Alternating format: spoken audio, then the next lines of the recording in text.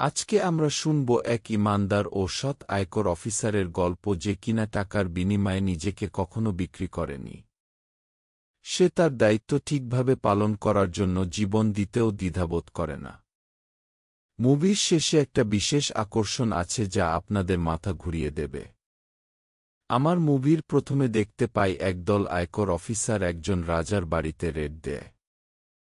রাজার বাড়িতে তারা ঢুকতে পারে না তার ক্ষমতার বলে, কিন্তু তার সম্পদ পেছন থেকে বাইরে সরিয়ে দিতে চায়। পথিমধ্যেই আয়কর কমিশনার তা ধরে ফেলে।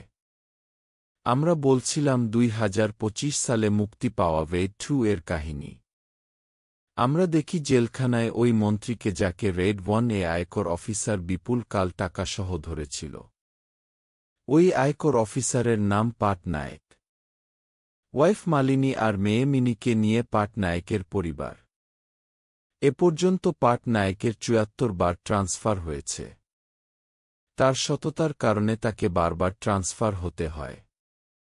পাটনায়কের ৭৪তম ট্রান্সফার হওয়ার পর যেখানে আসে সেখানের অফিসে কোনো প্রকার কোনো অভিযোগ নেই। এসব দেখে তার অবাক লাগে।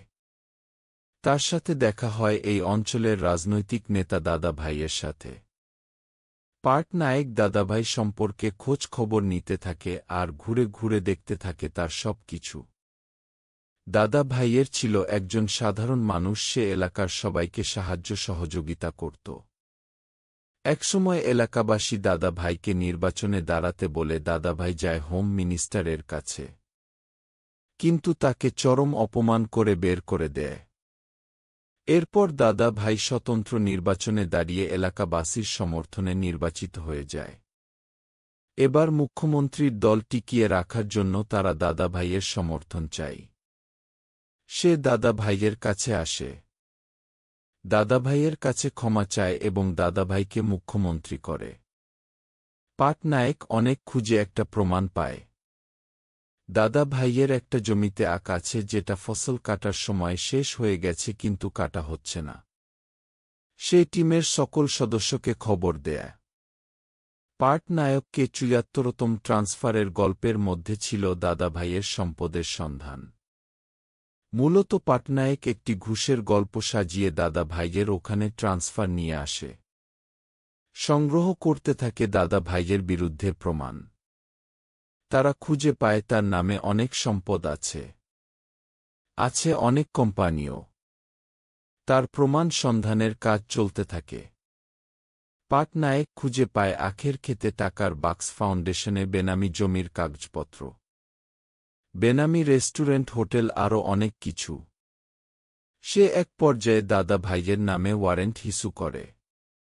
আয়কর অফিসার পাটনায়ক চলে আসে দাদাভাইয়ের বাড়িতে। তারা খোঁজাখুঁজি করে সব জায়গায় কালো টাকার জন্য তছনছ করে ফেলে সব কিছু।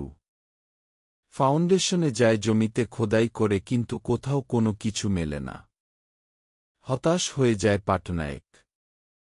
কি করবে বুঝতে পারছিল না।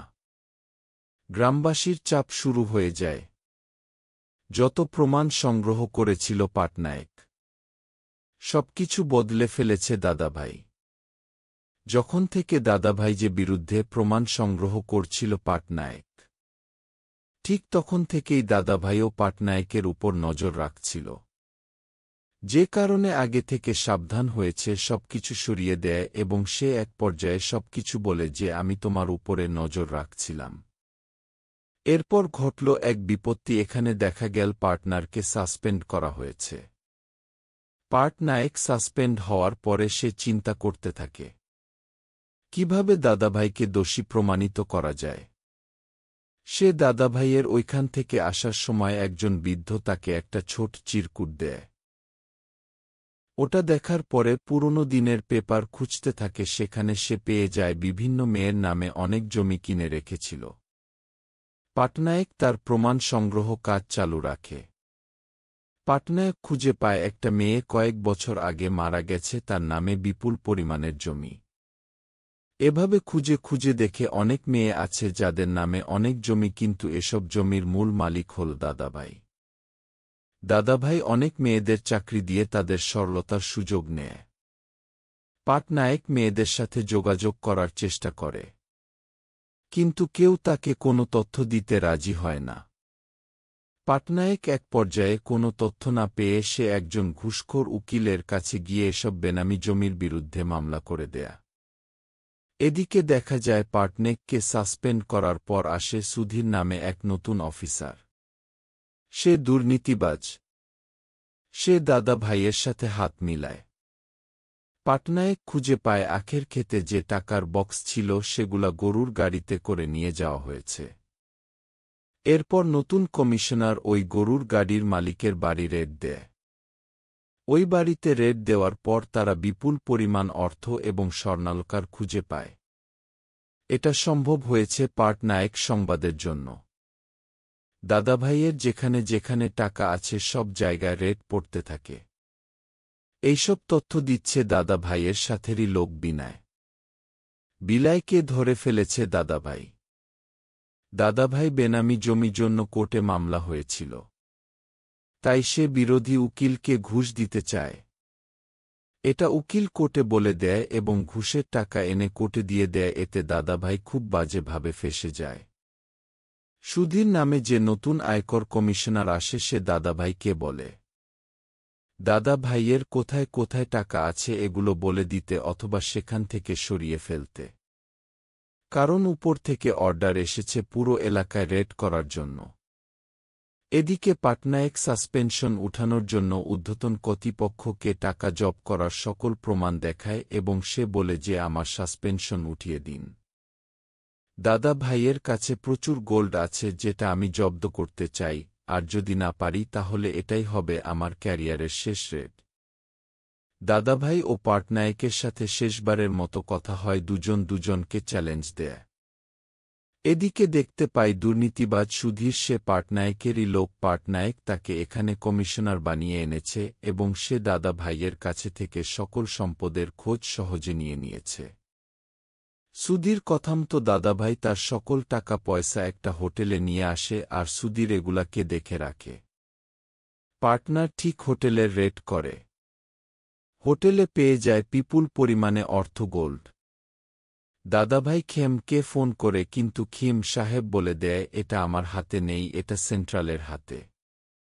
এদিকে দাদা ভাইজের হোটেল থেকে তার সকল অর্থ টাকা সোনা এগুলা পাটনায়েক বের করে নেয়। কিছুই ছাড়ে না, প্রতিটা রুমে রুমে ফ্লোরে তারা খুঁজে বের করে কালো টাকা।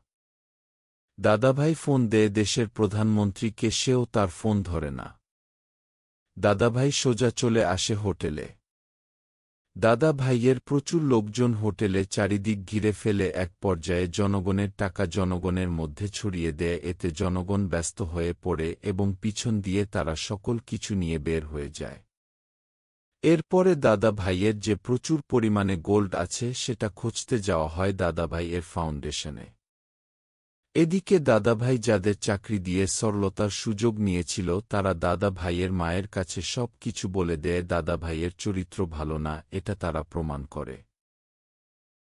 পাটনায়েক চলে যায় দাদা ভাইয়ের গোল্ড উদ্ধার করার জন্য, যেটা কিনা আছে দাদা ভাইয়ের ফাউন্ডেশনের পুকুরে। দাদাভাইয়ের ফাউন্ডেশনের সামনে পিতলের একটা ভাস্কর্য দেখা যায়, ওইটাই ছিল মূলত স্বর্ণের। দাদা ভাই প্রচুর লোকজন নিয়ে আসে আয়কর বিভাগের লোকদের মারার জন্য। এরই মধ্যে চলে আসে দাদা ভাইয়ের মা, সে সবকিছু জেনে যায় এবং দাদা ভাইকে থামিয়ে দেয়। দাদা ভাইয়ের মা সবার কাছে ক্ষমা চাইলে দাদাভাই মায়ের অপমানকে সহ্য না করে সে আত্মসমর্পণ করে দেয়। এখানেই শেষ হয় এই মুভি। বন্ধুরা, যদি ভালো লাগে একটা সাবস্ক্রাইব করে আমাদের সাথে থাকুন। দেখা হবে অন্য কোনো মুভির গল্প নিয়ে। ভালো থাকুন।